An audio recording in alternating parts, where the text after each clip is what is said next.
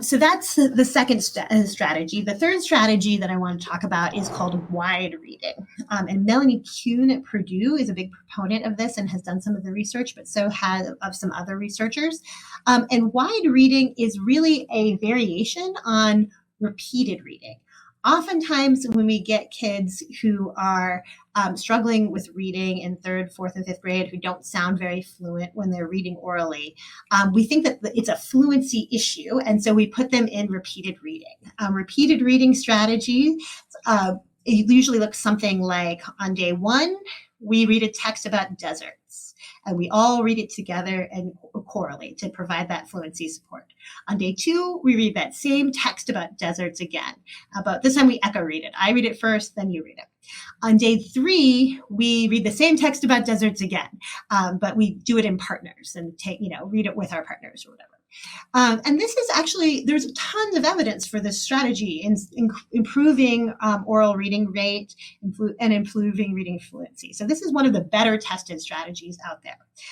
However, what Melanie Kuhn and some other researchers have done is compare and contrast that strategy, which again does help kids, with something called wide reading. And wide reading is when you take one of those forms of fluency support, for example, echo read, and you maintain the level of support, but you substitute out the text. So on day one, you might echo read a text about deserts. And on day two, you might echo read a text about swamps. And then on day three, you might echo read a text about caves. And so you're getting new words and new content every day along with that fluency support.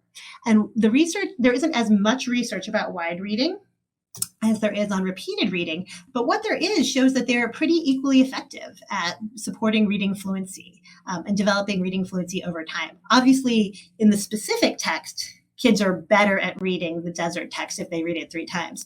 But long term, supporting and developing reading fluency, both of these are pretty effective. And there's some evidence that wide reading might be a slightly better way to build comprehension over time. And that is, again, there's not as much research on wide reading, but what there is very encouraging. And there's some reasons to try this in your classroom if you haven't done it before.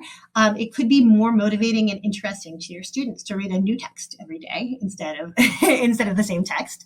And there's more opportunities to read and learn new words in context. Right? The more words you are, especially if they have a strategy and they have some syllable and morpheme knowledge that they can use to read those new words. Exposure to more words is going to help them become better readers over time. And it might also help them build background knowledge on a greater range of topics if they get to read new texts each day instead of just the same text over and over again.